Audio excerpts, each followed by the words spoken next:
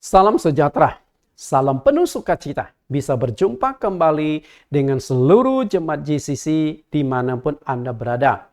Dan khususnya untuk para dosen-dosen teologi, hamba-hamba Tuhan, mahasiswa teologi, aktivis-aktivis gereja, dan juga pengerja-pengerja di gereja masing-masing. Hari ini kita akan kembali belajar sebuah doktrin yang kami siarkan melalui Suara Kebenaran GCC. Itu link YouTube kami dan juga dimasukkan ke dalam link YouTube Bible Teaching Ministry. Anda bisa ikuti dari dua link YouTube itu. Topik yang akan kita kupas adalah topik lanjutan hari ini dengan tema doktrin Roh Kudus. Hari ini kita sudah masuk ke sesi yang ke-18. Sesi yang cukup penting yang berkaitan dengan baptisan dan juga Roh Kudus. Sebelum kita bahas, kita akan berdoa. Mohon Tuhan Yesus pimpin kita. Di dalam nama Tuhan Yesus Kristus kami berdoa. Terima kasih Tuhan. Penyertaan Engkau yang luar biasa, sehingga kami sudah menyelesaikan 17 sesi dari total 25 sesi yang sudah kami persiapkan. Hamba-Mu yakin banyak orang, terutama hamba-hamba Tuhan, yang menemukan kebenaran ini. Walaupun terjadi pro dan kontra, karena mengingat masalah Roh Kudus ini memang merupakan salah satu doktrin yang sulit untuk dimengerti. Sehingga banyak terjadi kesalahan tafsir, banyak terjadi perbedaan pendapat, perbedaan doktrin satu dengan gereja lain, sehingga pro kontra bahkan saling serang, tuding, ini sesat, itu sesat, tidak bisa kami hindari. Hamba yakin ketika hamba-hamba Tuhan tidak setuju dengan penjelasan hamba-Mu, mereka akan tuding ajaran ini sesat. Sesat atau benar, hamba-Mu kembalikan ke dalam tangan Tuhan. Karena hamba-Mu mencoba jelaskan berdasarkan ayat-ayat kitab suci dan juga pengalaman bagaimana kami dipenuhi Roh Kudus. Terima kasih Tuhan. Kembali pimpin kami, ajar kami untuk memahami kebenaran saat ini. Di dalam nama Tuhan Yesus Kristus kami siap belajar. Amin. Bapak Ibu yang saya kasih, topik Roh Kudus, topik yang panjang, saya sudah siapkan 25 sesi. Nah ini sesi 1 sampai sesi yang ke-10 sudah ada di dalam YouTube. Bagi Bapak Ibu yang benar-benar rindu mempelajari topik Roh Kudus, bahkan ingin dipenuhi Roh Kudus, silakan ikuti link tersebut sampai Anda benar-benar dipenuhi Roh Kudus yang benar-benar dari Tuhan. Nah kemudian sesi yang ke-11 sampai 20, dari sesi yang ke-11 sampai 20 kita sudah sampai sesi yang ke-17. Dan hari ini sesi yang akan kita kupas adalah sesi yang ke-18. Artinya sudah ada 17 sesi di dalam link YouTube kami di Bible Teaching Ministry maupun Suara Kebenaran GCC. Topik akan kita kupas adalah sesi yang ke-18 pada hari ini. Nah setelah itu ada 5 sesi lagi. Sesi topik Roh Kudus ditutup dengan 4 simbol dari Roh Kudus. Oke. Kita akan masuk ke sesi yang ke-18 dengan judul baptisan air yang sah harus ada kehadiran Roh Kudus. Ini penting. Karena berkaitan dengan baptisan. Anda sudah dibaptis? Apakah Anda yang membaptis? Penting sekali untuk kita. Karena itu, semua umat Kristen, saya tidak tahu setelah Anda mengikuti sesi ini apakah Anda akan goncang? Anda akan berkata, Pak Nathan, waktu saya dibaptis, apakah sudah ada kehadiran Roh Kudus atau tidak? Nah ini jawaban yang cocok untuk Anda untuk mencari tahu. Kita lihat baptisan air. Baptisan air adalah salah satu doktrin terpenting di Alkitab. Satu paket dengan amanat agung. Jadi yang namanya amanat agung, pesan yang terakhir dari Tuhan Yesus sebelum terangkat ke sorga, dia menekankan dua hal, penginjilan dan juga baptisan. Kita baca dulu, ini isi amanat agung Tuhan Yesus. Matius 28 ayat 19, karena itu pergilah, jadikanlah semua bangsa muridku, dan baptislah mereka dalam nama Bapa dan Anak dan Roh Kudus. Kemudian Markus pasal yang ke-16 ayat 15-16, Lalu ia berkata kepada mereka, pergilah ke seluruh dunia, beritakanlah Injil kepada segala makhluk. Siapa yang percaya dan dibaptis akan diselamatkan, tetapi siapa yang tidak percaya akan dihukum. Bapak Ibu perhatikan, amanat agung dan juga kaitannya dengan baptisan. Amanat agung, pergilah. Baik Matius maupun Markus sama-sama menuliskan pesan Tuhan Yesus yang terakhir, pesan amanat agung, pergilah. Untuk apa pergi? Beritakan Injil. Artinya Tuhan mau seperti yang dikatakan Matius 28:19, semua bangsa di dunia, lebih kurang 200 bangsa, 200 negara di dunia menjadi pengikut Yesus. Bukan murid. Murid itu dalam konteks adalah menjadi pengikut Yesus. Murid itu bukan dalam konteks rasul-rasul. Kalau enggak, semua orang Kristen jadi rasul. Enggak. Jadikan semua orang di dunia menjadi Kristen. Kenapa semua dunia harus dijadikan Kristen? Mengacu pada Yohanes 14 ayat yang ke-6.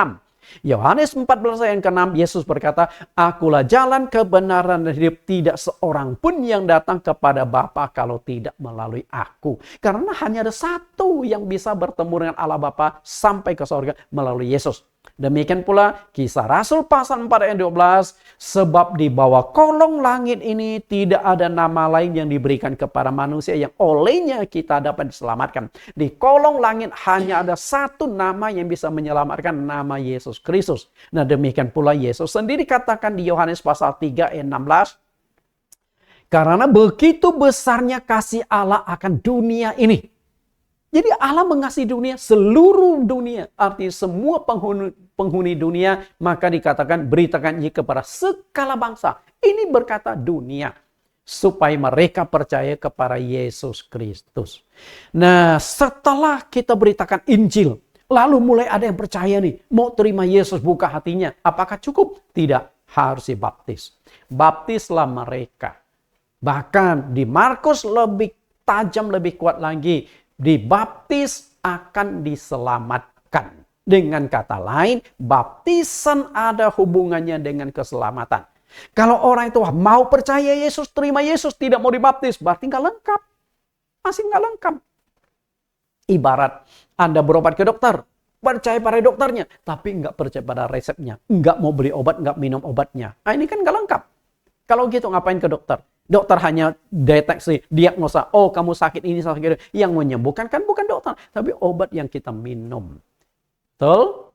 Satu kesatuan yang tidak terpisah. Karena itu, jika ada orang yang berhasil diinjili, orang itu mau terima dan mau percaya kepada Yesus sebagai juru selamat, namun tidak mau dibaptis, maka orang itu juga tidak akan diselamatkan. Karena baptisan berhubungan dengan keselamatan. Jadi seperti yang saya jelaskan tadi. Anda sakit, Anda datang kepada dokter. Kenapa Anda ke dokter? Karena Anda yakin dokter bisa mendeteksi penyakit Anda. Nah, setelah itu dicek nih, cek lab lah, darah sebagainya. Nah, sudah ditemukan penyakitnya. Lalu dikasihlah obat. Ada resep obatnya. Anda minum, Anda percaya nggak resep obat? Anda minum nggak obat yang diberikan oleh dokter? Kalau enggak, ya gimana? Kan nggak setiap kali datang langsung operasi kan? Yang menyembuhkan kan salah satunya adalah obat. Maka di Alkitab juga ada yang berkaitan dengan obat. Begitu pentingnya baptisan air, sampai Tuhan Yesus pun memberikan contoh. Memberikan contoh. Contohnya adalah Yesus dibaptis. Matius 3 ayat 13. Maka datanglah Yesus dari Galilea ke Yordan kepada Yohanes untuk dibaptis olehnya. Sesudah dibaptis, Yesus segera keluar dari air dan pada waktu itu juga langit terbuka dan ia melihat Roh Allah seperti burung merpati turun ke atasnya. Bapak Ibu perhatikan, Yesus dibaptis. Setelah dibaptis, Roh Kudus turun ke atas diri Yesus Kristus. Nah, mengenai masalah Yesus dibaptis adalah untuk apa dia dibaptis? Yesus jawab di Yohanes pasal 13 ayat 15, sebab aku telah memberikan suatu teladan kepada kamu, supaya kamu juga berbuat sama seperti yang telah kuperbuat kepadamu. ternyata memberikan contoh. Banyak hal yang Yesus sudah berikan contoh. Jika Tuhan Yesus yang sebenarnya tuh nggak perlu dibaptis. Oke? Karena kan Yesus berkata, pergilah, jadikan semua bangsa muridku, baptislah mereka. Jadi kita semua dibaptis supaya menjadi pengikut Yesus. Lalu Yesus dibaptis. Mau menjadi pengikut siapa lagi? Yesus tuh nggak perlu dibaptis. Lalu kenapa Yesus masih perlu dibaptis? Yesus ingin menekankan baptisan itu sangat penting. Baptisan itu sangat penting. Dia takut kalau dia hanya memberikan teori, baptislah, baptislah. Tapi nggak berikan contoh baptisan yang benar tuh seperti apa. Yesus takut keliru. Sudah ada contoh, oke? Contohnya apa? Yesus dibaptis di sumber air. Nah, gereja-gereja sekarang baptisan masih di sumber air nggak? Di dalam Alkitab, baptisan yang dikatakan sumber air itu hanya ada 3. Laut, sungai, oasis. Laut, di 1 Korintus 10 ayat 1-3, sungai, ada sungai Yordan. Kemudian oase, Kisah Rasul pasal yang ke-8. Sida dibaptis oleh Filipus itu di oasis. Dan 3 tempat baptisan menekankan sumber air. Kolam, nggak ada baptisan di kolam. Silakan ada cek. Dan di zaman Yesus sudah ada kolom Siloam, kolom Bethesda. Itu bukan sumber air. Lalu yang kedua, baptisan yang benar harus dilakukan dengan cara selam. Maka Yesus datang ke sungai Yordan. Diselam. Kenapa saya katakan Yesus selam? Karena dia dikatakan keluar dari air. Nah, keluar dari air itu punya 2 makna. Yesus diselam, lalu keluar dari air. Badannya nongol dari air. Itu makna diselam. Atau yang kedua adalah Yesus masuk ke sungai Yordan, lalu sedang merangkak keluar di sungai Yordan. Dua-dua itu menekankan baptisan yang benar adalah selam. Karena jika baptisan yang diterima Yesus, baptisan percik, Yesus nggak usah turun ke sungai Yordan. Cukup Yohanes saja ambil 1 gayung air lalu naik lagi dari sungai Yordan, perciki atau siramkan ke kepala Yesus, sudah selesai. Makanya Yesus buktikan baptisan itu harus diselam. Sudah ada contoh saja nggak mau taat. Gimana tanpa contoh? Lalu yang kedua yang ingin Tuhan ajarkan kepada kita adalah kenapa Yesus dibaptis? Karena di dalam baptisan harus ada kehadiran Roh Kudus. Ini yang ingin Yesus sampaikan. Oke. Maka selesai Yesus dibaptis, Roh Kudus turun. Baptisan itu penting karena merupakan salah satu syarat untuk memperoleh keselamatan. Jadi nggak main-main, syarat keselamatan. Lihat kembali Markus 16 ayat 16. Kita sudah baca ayat ini, kita fokuskan kata percaya. Dalam 1 ayat ini 2 kali ditekankan tentang percaya. Apa yang dimaksud percaya? Dan ayat pendek tapi 2 kali percaya. Percaya yang pertama adalah percaya Yesus Kristus adalah juru selamat tunggal. Percaya pada Yesus, terima Yesus. Tapi nggak cukup. Maka dimunculkan percaya yang kedua. Percaya akan khasiat dari baptisan air. Artinya kalau engkau percaya pada Yesus, tidak percaya khasiat baptisan, berarti Anda melakukan baptisan hanya formalitas. Baptisan punya khasiat. Makanya kalau Anda percaya Yesus, tidak mau dibaptis, tidak cukup. Nggak lengkap. Karena baptisan berhubungan dengan keselamatan. Makanya Yesus katakan dibaptis akan diselamatkan. Berarti kalau engkau hanya percaya Yesus tidak mau dibaptis, juga keselamatan Anda pertaruhkan di sana. Kita lihat apa yang dikatakan oleh Rasul Petrus yang juga sama menekankan baptisan ada hubungan dengan keselamatan. 1 Petrus 3:21. Juga kamu sekarang diselamatkan oleh kiasannya yaitu baptisan. Maksudnya bukan untuk membersihkan kenajisan jasmani, melainkan untuk memohon hati nurani yang baik kepada Allah oleh kebangkitan Yesus Kristus. Perhatikan kata diselamatkan oleh baptisan. Artinya baptisan itu berhubungan dengan keselamatan. Baptisan tujuannya untuk menyelamatkan kita. Kenapa baptisan ada hubungan dengan keselamatan? Nah, akan saya jelaskan di bagian bawah. Bahkan Tuhan Yesus sendiri, sang pemilik sorga, yang 2000 tahun yang lalu pernah berkata, "Aku pergi ke sana menyediakan tempat bagimu. Di rumah Bapakku banyak tempat tinggal." Betul? Yesus menyediakan sorga untuk kita. Tapi untuk bisa masuk ke sorga, engkau harus dilahirkan dari air dan roh. Kita lihat penegasan Tuhan Yesus. Yohanes pasal 3 ayat yang kelima.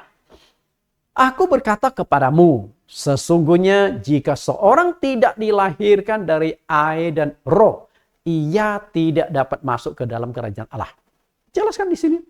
Yesus dan sang pemilik sorga menekankan 2 poin penting untuk masuk sorga. Dilahirkan dari air dan dilahirkan dari roh. Kalau engkau belum dilahirkan dari air dan belum dilahirkan dari roh, maka engkau tidak akan masuk dalam kerajaan sorga.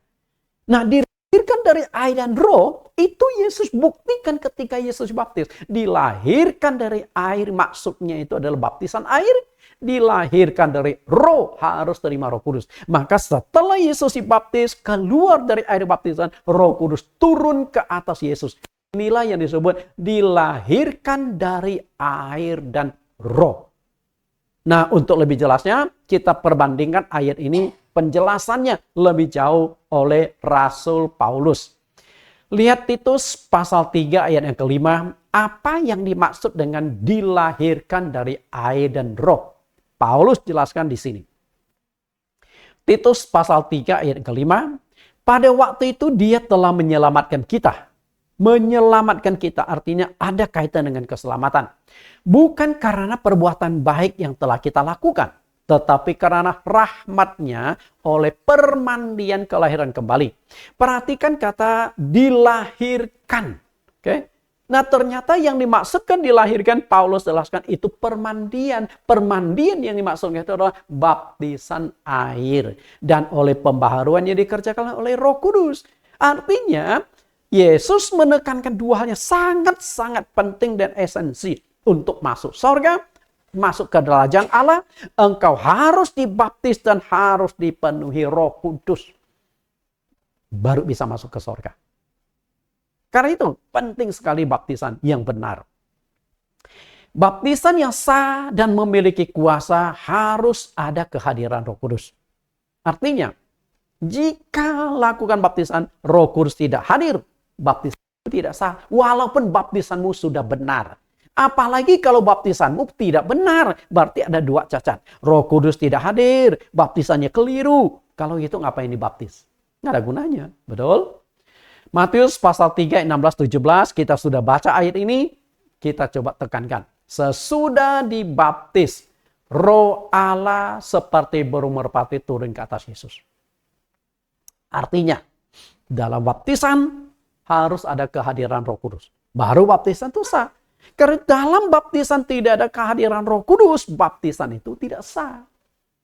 Mungkin Anda akan berkata, kok bisa gitu Pak? Oke, tenang, kita belajar sampai selesai, baru komplain atau protes. Karena saya yakin banyak orang akan protes, mungkin banyak pendeta juga akan protes. Tapi saya menyenangkan Tuhan, bukan menyenangkan manusia. Sebagaimana yang dikatakan Paulus di Galatia pasal 1 ayat 10, adakah ku cari kesukaan manusia atau kesukaan Allah?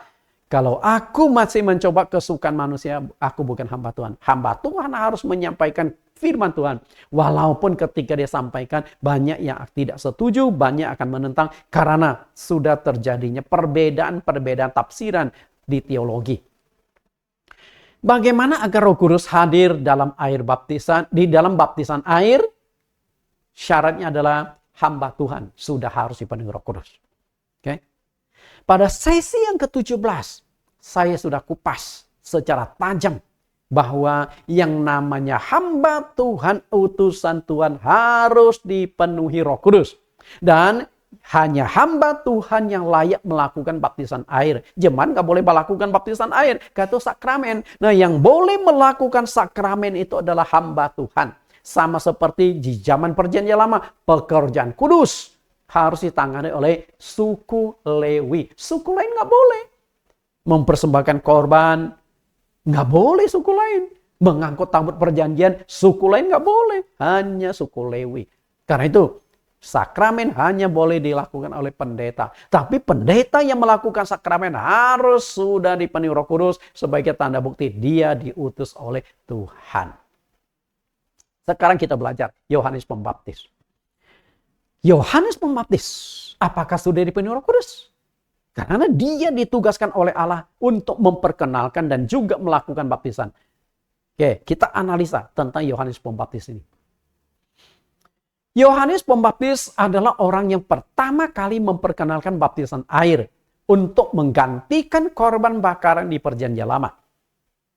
Di dalam Perjanjian Lama, konsep penyelesaian dosa adalah korban bakaran. Sedangkan di Perjanjian Baru, konsep menyelesaikan dosa adalah lewat baptisan air. Makanya di Lukas pasal 16 ayat 16, hukum Taurat dan kitab para nabi berlaku sampai Yohanes, zaman Yohanes. Artinya konsep Perjanjian Lama dalam penebusan dosa sudah tidak berlaku lagi. Muncul versi yang baru, yaitu baptisan air. Nah, baptisan air itu begitu penting sampai Yesus pun akhirnya datang kepada Yohanes Pembaptis untuk memberikan teladan, memberikan contoh tentang baptisan. Ini membuktikan baptisan Yohanes sah.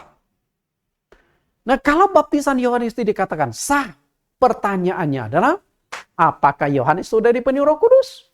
Sedang Roh Kudus baru diturunkan di hari Pentakosta. Betul nggak? Apakah Yohanes sudah dipenuhi Roh Kudus? Tadi saya sudah katakan, baptisannya sah harus ada kehadiran Roh Kudus. Campur tangan Roh Kudus di sana. Dari bagaimana, apakah harus seperti Yesus dibaptis Roh Kudus turun? Enggak. Pendeta yang membaptis harus sudah dipenuhi Roh Kudus. Sebagai tanda bukti, dia hamba Tuhan. Nah, kemudian Yohanes membaptis. Apakah dia sudah dipenuhi Roh Kudus? Lalu, sejak kapan Yohanes dipenuhi Roh Kudus? Sedangkan Roh Kudus baru turun di hari Pentakosta. Dan ketika Roh Kudus diturunkan di hari Pentakosta, kepala Yohanes sudah dipancung oleh Herodes. Kemudian, kalau betul Yohanes sudah dipenuhi Roh Kudus sebelum hari Pentakosta, apa tanda buktinya? Kan kita berbicara bukti, bukan hanya sekedar mengaku saya sudah dipenuhi Roh Kudus. Karena banyak pendeta, banyak umat Kristen mengaku sudah dipenuhi Roh Kudus, tapi nggak bisa buktikan apa tanda bukti dia dipenuhi Roh Kudus. Peristiwa Yohanes dipenuhi Roh Kudus adalah kasus yang sangat khusus, sangat unik, dan sangat langka. Artinya, Yohanes memang sudah dipenuhi Roh Kudus. Tapi kasus ini sangat unik dan langka. Saya katakan unik dan langka, ada dua alasan. Alasan yang pertama, Yohanes ternyata sudah dipenuhi Roh Kudus sejak di dalam kandungan ibunya. Kasus khusus. Biasakan orang dipenuhi Roh Kudus ketika dia sudah hidup di dunia. Betul? Tapi Yohanes di dalam rahim ibunya dia sudah dipenuhi Roh Kudus. Aneh nggak? Langka nggak? Unik nggak? Sangat unik dan langka. Kita buktikan dulu ayatnya. Lukas pasal yang pertama ayat 13 dan ayat 15. Tetapi malaikat itu berkata kepadanya, "Jangan takut, hai Zakaria, sebab doamu telah dikabulkan dan Elisabet istrimu akan melahirkan seorang anak laki-laki bagimu dan haruslah engkau menamai dia Yohanes." Saat itu Zakaria termasuk keturunan suku Lewi. Dan dia mendapat bagian tugas untuk mempersembahkan korban-korban. Dan dia masuk ke ruang Maha Kudus. Saat itulah malaikat Tuhan datang menampakkan diri. Rupanya sudah lama Zakaria itu berdoa memohon supaya diberikan anak. Karena istrinya mandul, Elisabet mandul. Berdoa. Ternyata doanya dijawab oleh Tuhan. Maka Tuhan datang kepadanya. Lalu pesan Tuhan. Ayat yang ke-15. Sebab ia akan besar di hadapan Tuhan. Dan ia tidak akan minum anggur atau minuman keras. Dan ia akan penuh dengan Roh Kudus mulai dari rahim ibunya. Nah, ini dia. Kasus langka. Dari rahim ibunya Yohanes sudah dipenuhi Roh Kudus. Bapak Ibu yang saya kasihi. Lalu yang kedua, Yohanes dipenuhi Roh Kudus sebelum hari Pentakosta. Peristiwa Pentakosta adalah peristiwa besar. Karena sebelum Roh Kudus diturunkan di hari Pentakosta, sudah dinubuatkan, sudah dijanjikan Allah sejak di Perjanjian Lama. Pencurahan Roh Kudus di hari Pentakosta adalah peristiwa besar yang sudah dinubuatkan, sudah dijanjikan banyak nabi-nabi di Perjanjian Lama ratusan tahun sebelum peristiwa itu terjadi. Artinya, hari Pentakosta Ratusan tahun sebelum Roh Kudus diturunkan di hari Pentakosta sudah dinubuatkan. Berarti kan peristiwa penting dong. Kalau nggak penting, bagaimana ratusan tahun dinubuatkan baru digenapi di hari Pentakosta? Dan salah satu yang menubuatkan itu adalah Nabi Yoel. Nabi Yoel. Kita lihat apa yang dinubuatkan oleh Nabi Yoel. Yoel pasal 2 ayat 28-29. Kemudian daripada itu akan terjadi bahwa aku akan mencurahkan rohku ke atas semua manusia. Maka anak-anakmu laki-laki dan perempuan akan bernubuat. Orang-orangmu yang tua akan mendapat mimpi, teruna-terunamu akan mendapat penglihatan-penglihatan. Juga ke atas hamba-hambamu laki-laki dan perempuan akan kucurahkan rohku pada hari-hari itu. Jadi, janji Tuhan melalui Nabi Yoel 850 tahun sebelum terjadi dan akhirnya digenapi di hari Pentakosta. Maka ketika hari Pentakosta Roh Kudus diturunkan, Petrus mengalami pengalaman bagaimana Roh Kudus turun. Mereka mengalami pencurahan Roh Kudus. Mereka berkata-kata dengan bahasa lidah. Itu pengalaman besar. Maka di dalam khotbahnya Petrus di hari Pentakosta yang dicatatkan di Kisah Rasul pasal yang kedua, ayat yang ke-13 sampai 18-19, Petrus mengutip kembali apa yang dikatakan oleh Nabi Yoel pasal 2 ayat 28-29. Dia kutip kembali. Artinya Petrus ingin menegaskan Pentakosta adalah penggenapan dari nubuat Yoel pasal 2 ayat 28-29. Roh Kudus diturunkan. Karena itu peristiwa besar. Nah, dari sini kita bisa melihat bahwa Roh Kudus baru diturunkan di hari Pentakosta. Sedangkan Yohanes di hari Pentakosta, dia sudah mati. Kepalanya sudah dipancung. Artinya, Yohanes lebih awal dipenuhi Roh Kudus. Bukan hanya itu, dikasih Roh Kudus ketika di dalam kandungan ibunya sebelum hari Pentakosta. Ini kasus langka dan unik. Karena Roh Kudus baru diturunkan di hari Pentakosta. Bapak Ibu yang saya kasih. Kenapa Yohanes diberikan Roh Kudus? Karena Yohanes ditugaskan untuk melakukan baptisan air. Karena hamba Tuhan yang membaptis harus sudah dipenuhi Roh Kudus. Kita lihat lebih tajam Lukas pasal 1:15 tentang Yohanes dipenuhi Roh Kudus dari rahim ibunya. Pertanyaan penting bagi kita adalah dari mana kita tahu bahwa Yohanes Pembaptis telah dipenuhi Roh Kudus ketika dia di dalam kandungan ibunya? Apakah kita sebagai orang Kristen hanya dengan polos saja? Oh, karena dicatatkan di Lukas pasal 1 ayat 15 bahwa Yohanes dipenuhi Roh Kudus mulai dari rahim ibunya. Lalu masalahnya adalah apa sih tanda bukti dia dipenuhi Roh Kudus? Kalau enggak kan akhirnya ayat ini jadi ayat mati. Bisa nangkap enggak? Yang perlu kita analisa adalah apa sih tanda bukti Yohanes dipenuhi Roh Kudus? Kalau enggak kan kita pegang ayat mati. Kita cukup percaya, oh Yohanes dipenuhi Roh Kudus dalam rahim ibunya. Bukan berarti saya mengatakan tidak perlu percaya pada firman. Kita percaya Lukas 1:15. Tapi yang namanya dipenuhi Roh Kudus harus kita bisa buktikan tanda-tandanya itu apa. Karena kalau enggak semua orang mengaku sudah dipenuhi Roh Kudus. Apakah ketika engkau percaya Yesus otomatis sudah dipenuhi Roh Kudus? No, enggak. Kalau sudah percaya Yesus, sudah bertobat, sudah dipenuhi Roh Kudus, enggak akan ada peristiwa Pentakosta. Karena sebelum hari Pentakosta sudah ada 12 rasul yang percaya Yesus. Rasul loh. Sudah ada 70 murid yang dididik oleh Yesus. 70 murid. Diutus dua dan mereka sudah ada kuasa untuk melakukan tanda heran mujizat.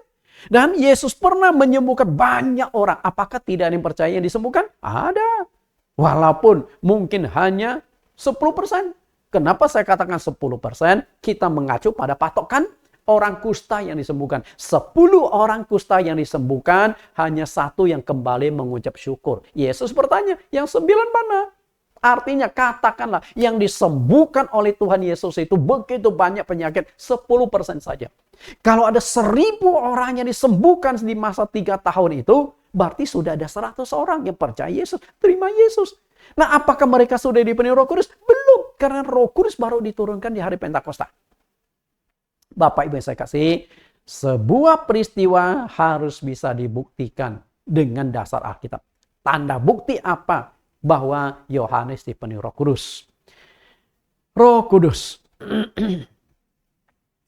Apakah tanda bukti ketika seorang dipastikan telah dipenuhi Roh Kudus? Karena semua pendeta mengaku sudah dipenuhi Roh Kudus. Ingat ya, pengakuan.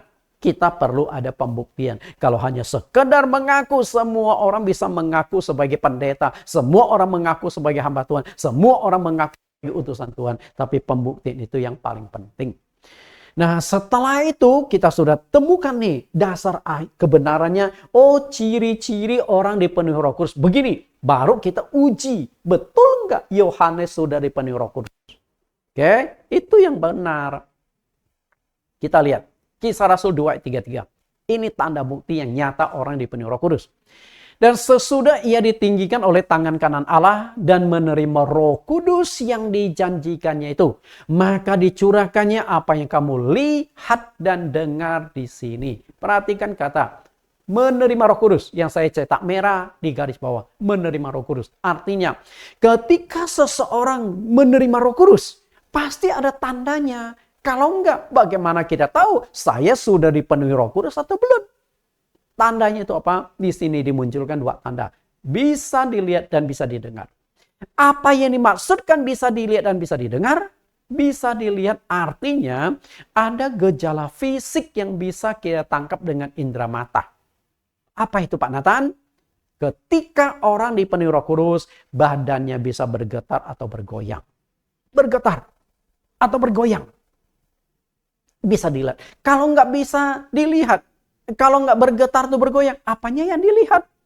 Berarti kan tanda gejala orang dipenuhi Roh Kudus, badannya bisa bergetar atau bergoyang.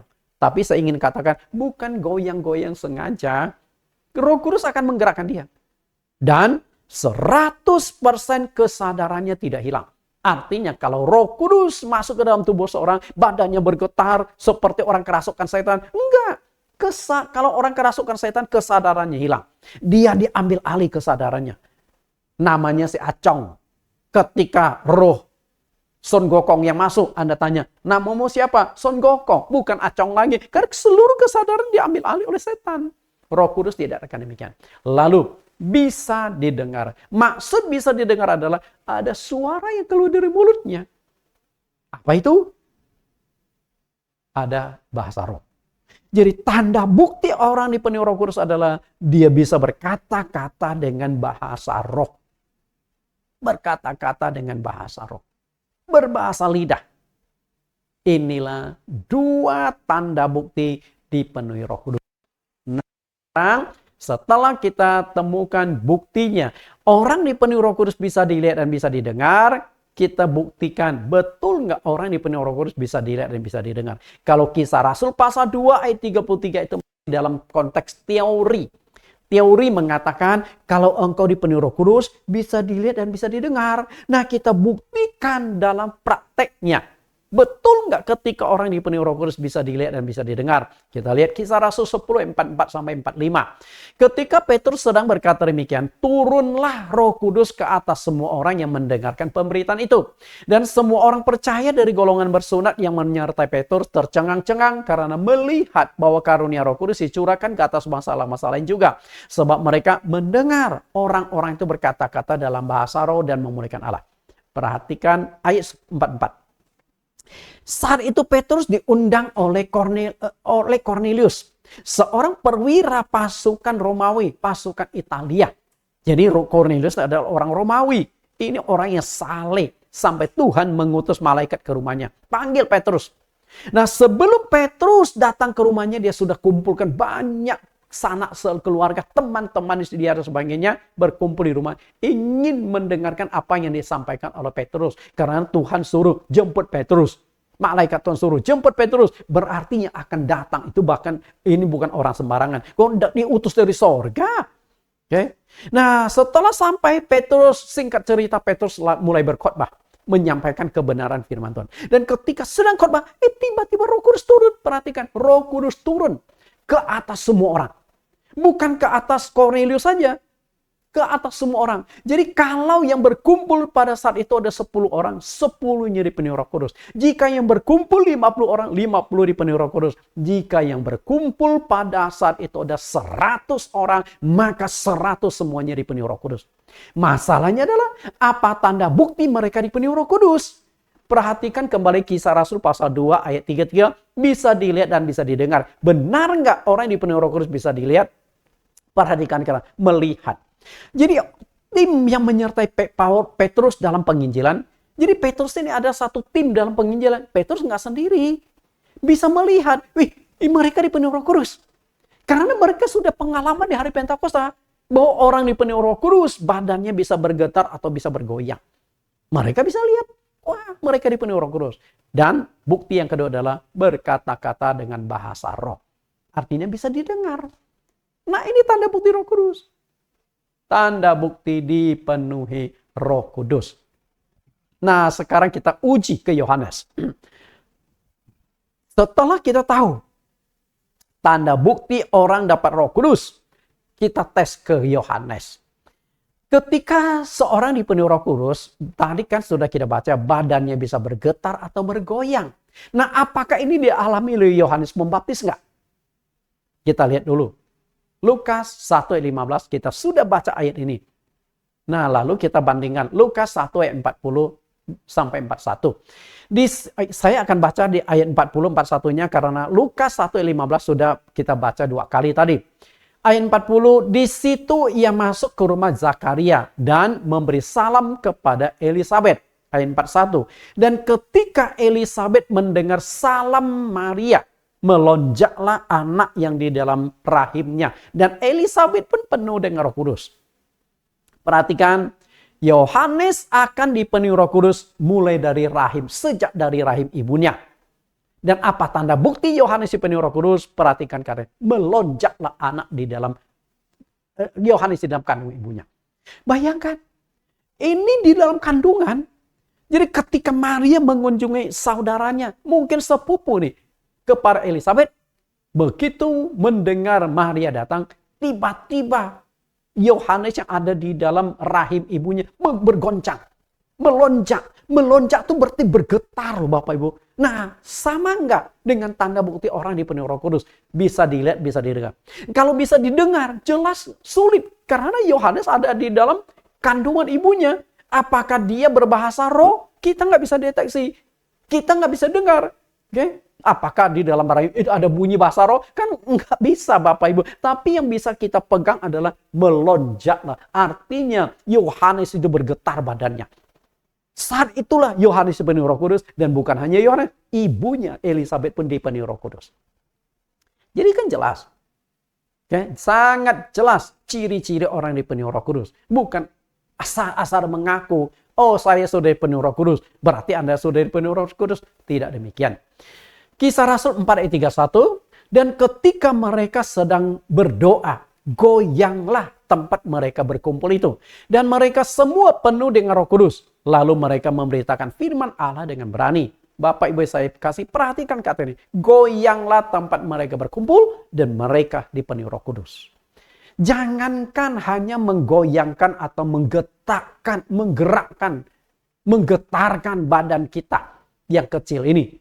Ketika Roh Kudus bekerja secara luar biasa, gedung aja bisa bergetar, bergoyang.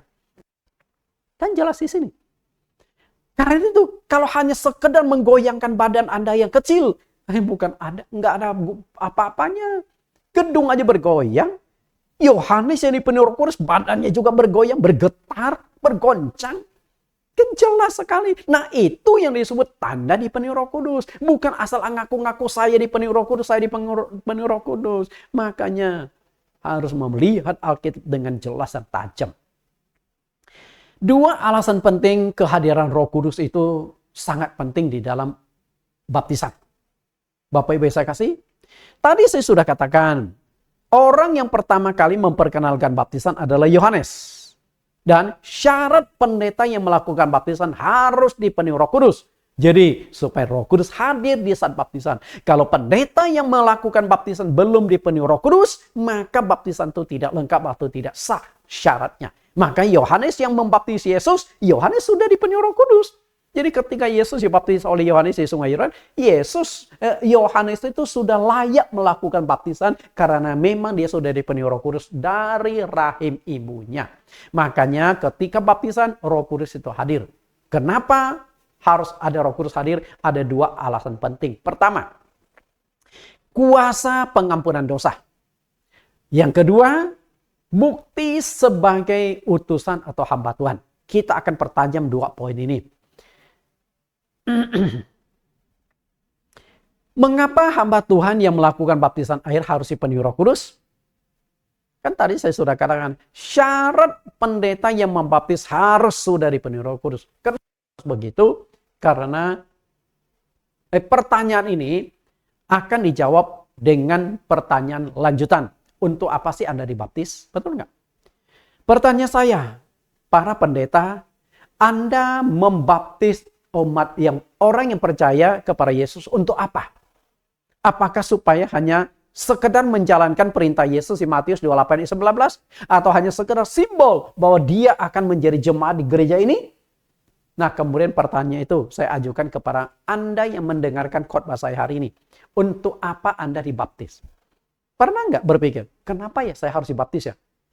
Kenapa nggak cukup saya percaya Yesus saja? Kenapa masih perlu dibaptis? Jawabannya adalah baptisan berhubungan dengan keselamatan. Baptisan berhubungan dengan keselamatan.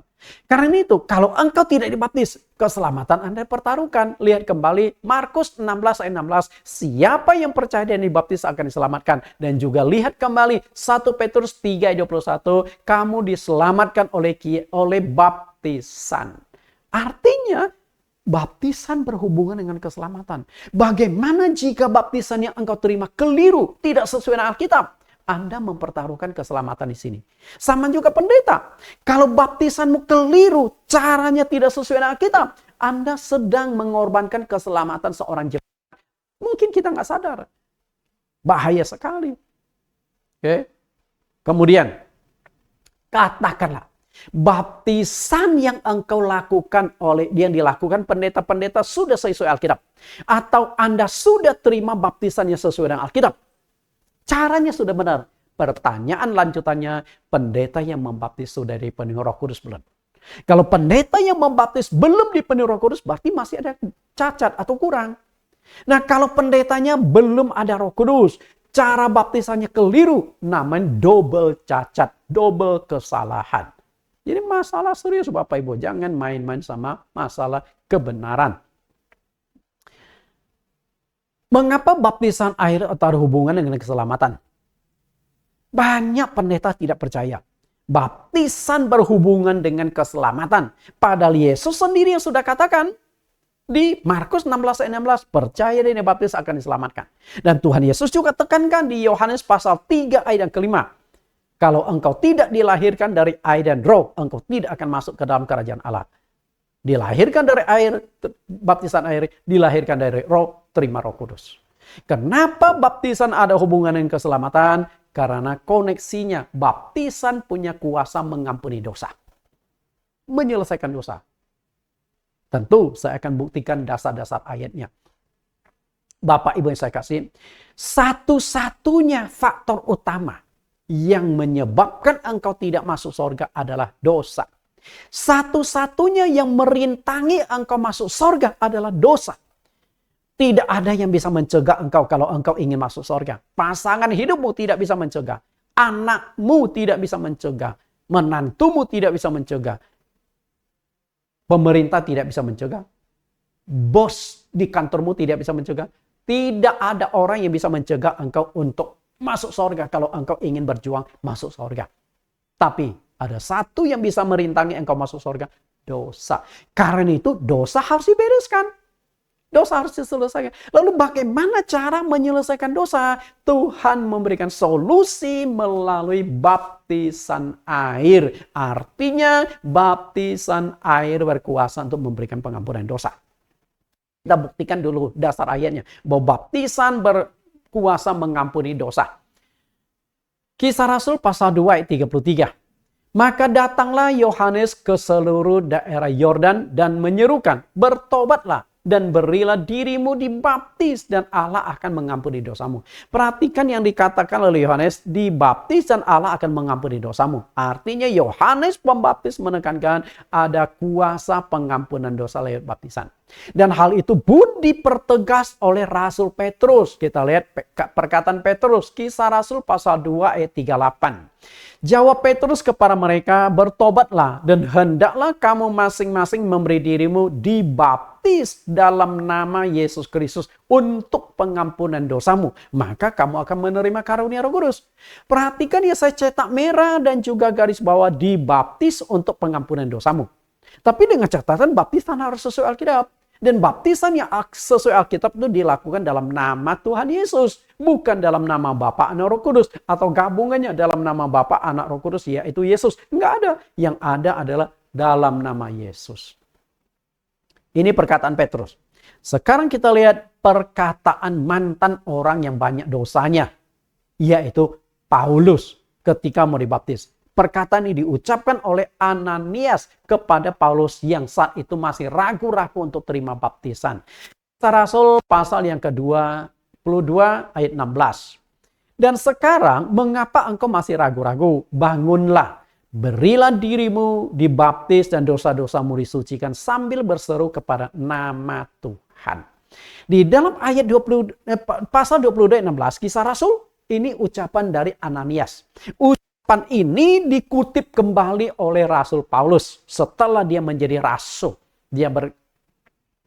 Ananias waktu bertemu dengan Saulus. Saulus saat itu kan baru bertobat. Baru mau menerima Yesus. Lalu disuruh dibaptis. Untuk apa dibaptis? Supaya dosa-dosanya disucikan. Karena Saulus itu banyak dosanya. Banyak membunuh orang Kristen, menganiaya, menyiksa. Bahkan salah satu orang yang dibunuh di hadapan Saulus adalah Stefanus.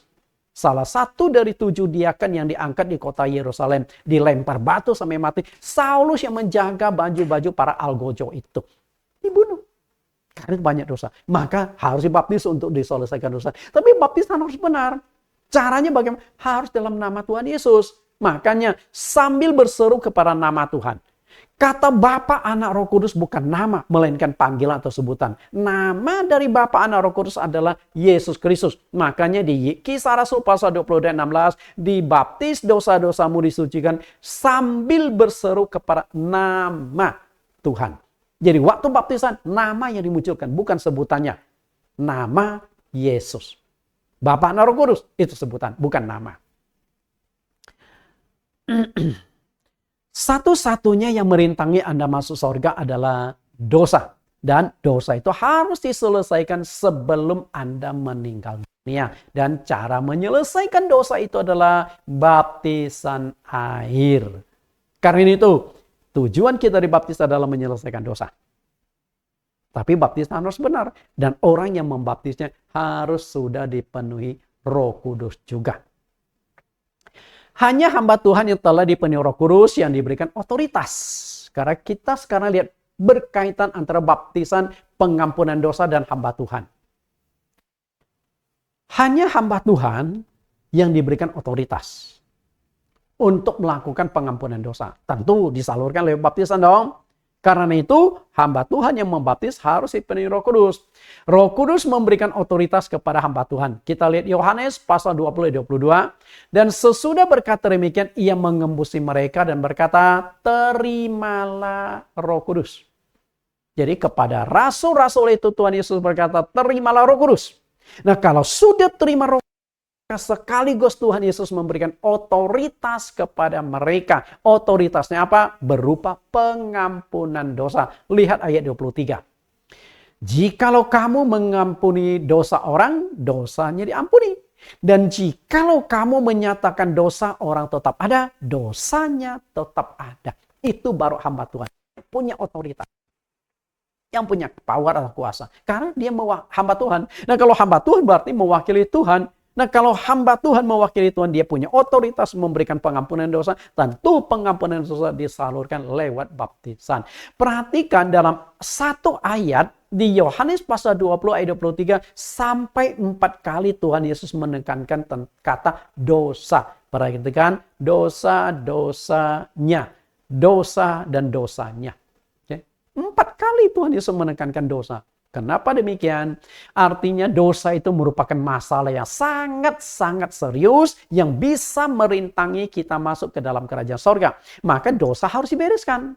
Nah, cara membereskan dosa itu adalah lewat baptisan. Tapi hamba Tuhan yang membaptis sudah harus dipenuhi Roh Kudus. Baru ada khasiatnya. Kalau hamba Tuhan yang belum dipenuhi Roh Kudus, belum ada khasiatnya.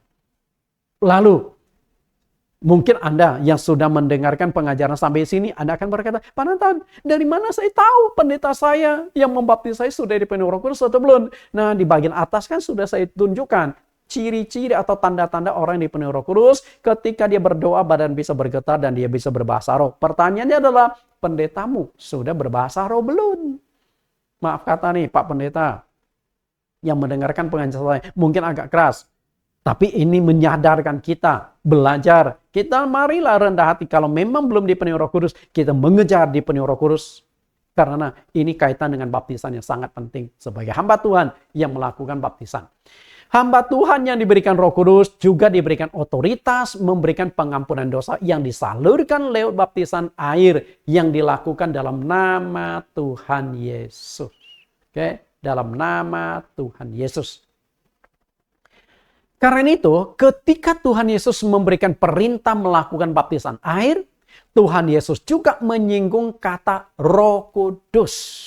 Kenapa demikian? Karena di dalam baptisan harus ada kehadiran Roh Kudus. Lihat kembali Matius 28 ayat 19. Karena itu pergilah, jadikanlah semua bangsa muridku dan baptislah mereka dalam nama Bapa dan Anak dan Roh Kudus. Artinya ketika baptisan dilangsungkan, Roh Kudus harus ada, Roh Kudus harus hadir. Dan wujud kehadiran Roh Kudus adalah hamba Tuhan yang membaptis harus sudah dipenuhi Roh Kudus.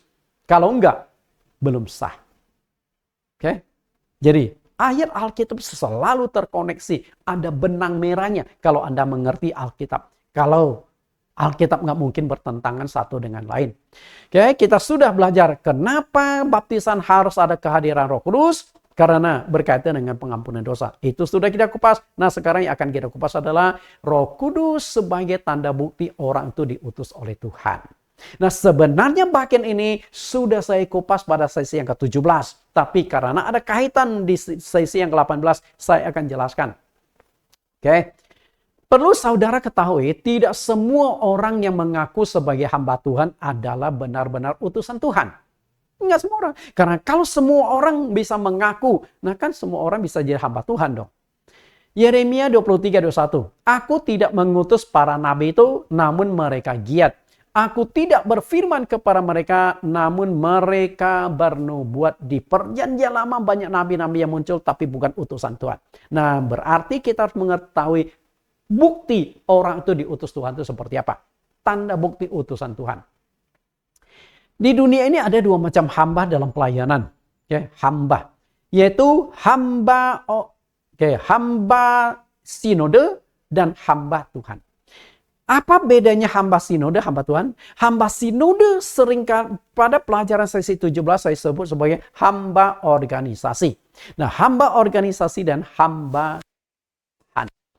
Hamba Tuhan akan menyenangkan Tuhan dan tunduk pada firman Tuhan. Seperti yang dikatakan oleh Rasul Paulus, Galatia 1 ayat ke-10, dia berkata, aku bukan mau menyenangkan manusia. Aku bukan mau menyenangkan organisasi dunia. Aku bukan mau menyenangkan organisasi gereja. Tapi aku mau menyenangkan Tuhan. Bukan manusia yang aku cari kesenangannya, tapi Tuhan, itu baru hamba Tuhan. Sedangkan hamba organisasi mau menyenangkan manusia dan tunduk pada doktrin sinode. Banyak hamba Tuhan yang setelah mengikuti pelajaran saya, baik baptisan, perjamuan kudus, Roh Kudus, mereka tahu kebenaran ini.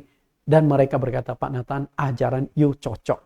Tapi saya nggak bisa terapkan di sinode saya. Karena kalau saya terapkan di sinode saya pasti pecat sebagai pendeta. Saya harus di mana Pak Nathan? Nggak ada solusi. Karena dia melayani, dia punya anak istri yang butuh makan. Ketika saya berkata, tinggalkan saja sinode demikian. Lah, yang mau hidupin anak istri gimana? Repot.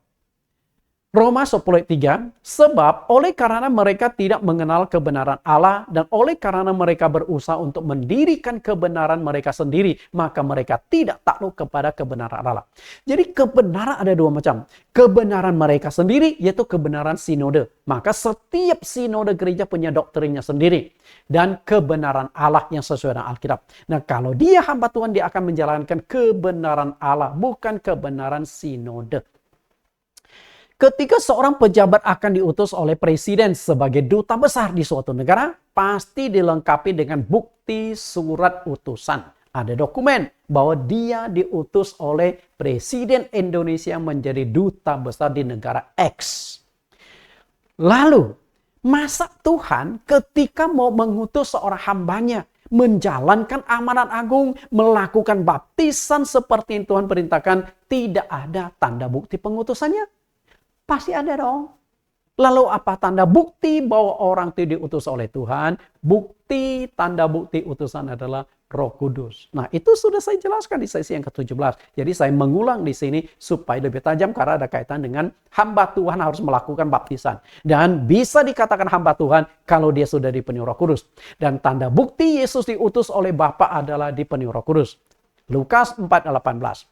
Roh Tuhan ada padaku, sebab ia telah mengurapi aku untuk menyampaikan kabar baik kepada orang-orang miskin dan ia telah mengutus aku untuk memberitakan pembebasan kepada orang-orang tawanan dan penglihatan bagi orang-orang buta, untuk membebaskan orang-orang yang tertindas, untuk memberitakan tahun rahmat Tuhan telah datang. Yesus diutus oleh Allah Bapa. Perhatikan, ia telah mengutus aku. Artinya Allah mengutus aku. Nah, masalah tanda bukti Yesus diutus oleh Allah Bapa itu apa? Roh Tuhan ada padaku. Artinya Yesus diutus karena ada Roh Tuhan yang menyertai dia. Kapan Yesus diutus dan ada Roh Tuhan? Waktu Yesus dibaptis. Selesai Yesus dibaptis, langit terbuka dan mencur suara. Inilah anakku yang kukasih, kepadanya aku berkenan, dengarkanlah dia. Dipertegas lagi di Matius pasal 17 ketika penglihatan di atas gunung. Awan, dari atas awan terdengar suara, inilah anak yang kukasih. Bapak Ibu yang saya kasih, pengutusan. Ketika Tuhan Yesus mengutus murid-muridnya juga melalui Roh Kudus.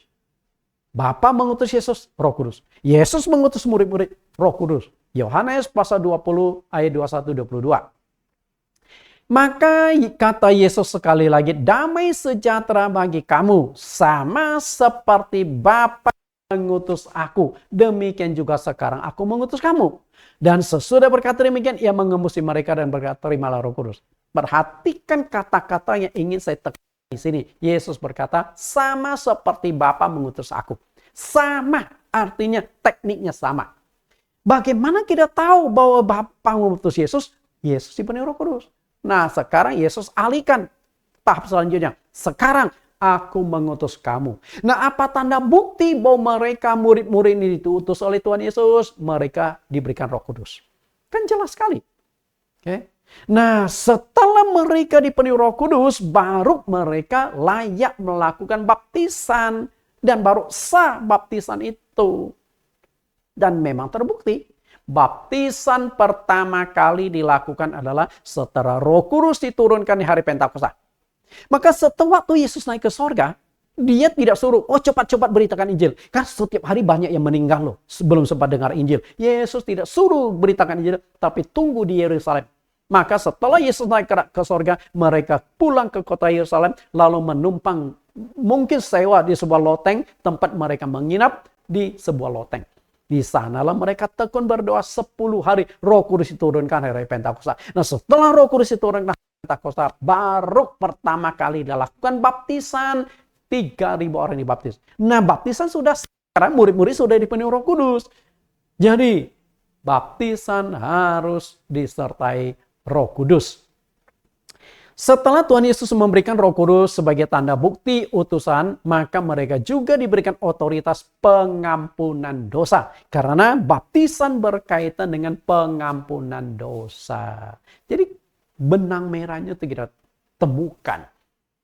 Pendeta melakukan baptisan harus ada Roh Kudus. Karena Roh Kudus tanda bukti dia diutus Tuhan, dan Roh Kudus, kehadiran Roh Kudus akan memberikan pengampunan dosa, karena baptisan berkaitan dengan pengampunan dosa. Karena itu, syarat bagi seorang hamba Tuhan dalam melaksanakan sakramen baptisan air, dia sudah harus dipenuhi Roh Kudus. Kalau hamba Tuhan belum dipenuhi Roh Kudus, berarti masih ada cacat, masih ada kurang dalam syarat baptisan. Nah, apalagi baptisannya tidak sesuai dengan Alkitab, berarti double cacat, double kekurangan. Kalau baptisanmu sudah benar, sesuai Alkitab, tinggal dipenuhi Roh Kudus. Kalau dua-duanya ada, cara baptisan benar, hamba Tuhan sudah dipenuhi Roh Kudus, maka ada kuasa pengampunan dosa dan keselamatan akan diterima oleh orang yang sudah dibaptis. Tuhan Yesus memberkati, dan kita bersambung ke sesi yang ke-9. Sesi yang ke-9 juga tidak kalah menarik. Judulnya, hanya Roh Kudus yang bisa membuat kita memahami Alkitab. Karena itu kalau tanpa Roh Kudus kita nggak akan bisa memahami Alkitab. Kita bersambung pada sesi yang ke-19. Tuhan Yesus berkati. Kita berdoa. Di dalam nama Tuhan Yesus Kristus kami berdoa. Terima kasih Tuhan. Engkau Allah kami, Guru Agung kami. Terima kasih Engkau memberikan kesempatan bagi kami untuk belajar, menyingkapkan rahasia-rahasia kebenaran. Mungkin baru hari ini jemaatmu, umat Kristen, mendengarkan pengajaran bahwa hamba Tuhan yang melakukan baptisan harus sudah dipenuhi Roh Kudus. Dan itu akan menjadi catatan koreksi, baik bagi setiap jemaat maupun setiap hamba Tuhan. Supaya kami kembali lagi sesuai dengan prinsip-prinsip firman Tuhan. Karena ketika seorang hamba Tuhan melakukan baptisan, dia belum dipenuhi Roh Kudus, maka yang menjadi pertanyaannya adalah, apakah dia benar-benar hamba Tuhan? Karena setelah kami pelajari firman-Mu, hamba Tuhan tanda buktinya dia dipenuhi Roh Kudus. Berarti tidak semua orang yang mengaku hamba Tuhan adalah utusan Tuhan. Terima kasih pengajaran hari ini Tuhan. Kami rindu Tuhan tetap menyertai memimpin kami, sampai 25 sesi pelajaran bisa selesai dengan baik. Demikianlah doa permohonan kami dalam nama Tuhan Yesus. Amin. Sampai bertemu di sesi yang ke-19. Bagi Bapak Ibu saudara-saudari yang mengikuti Sekolah Tinggi Teologi GCC atau STT GCC, Jesus Class Curriculum, setiap topik pelajaran doktrin Roh Kudus dan maupun doktrin-doktrin lain ada 10 pertanyaan yang perlu Anda jawab. Kita lihat judul hari ini, baptisan yang sah harus ada kehadiran Roh Kudus. Pertanyaan pertama, apakah isi amanat agung itu? Dan tuliskan ayat Alkitabnya. 2, tujuan kita dibaptis adalah untuk mendapatkan pengampunan dosa. Mengapa Yesus dibaptis? Apakah Yesus juga punya dosa? 3, tuliskan ayat Alkitab yang menegaskan bahwa baptisan air ada hubungannya dengan keselamatan.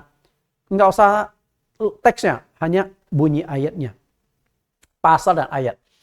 Apakah yang dimaksud dengan perkataan Yesus bahwa kita harus dilahirkan dari air dan roh? Sejak kapan Yohanes Pembaptis dipenuhi Roh Kudus? Tuliskan teks ayat Alkitabnya. 6, bagaimana Anda membuktikan bahwa Yohanes telah dipenuhi Roh Kudus? Sejak di dalam kandung ibunya. 7, tuliskan 2 alasan bahwa peristiwa Yohanes dipenuhi Roh Kudus adalah kasus yang sangat langka, unik. 8, tuliskan 2 alasan penting mengapa dalam baptisan air itu harus ada kehadiran Roh Kudus.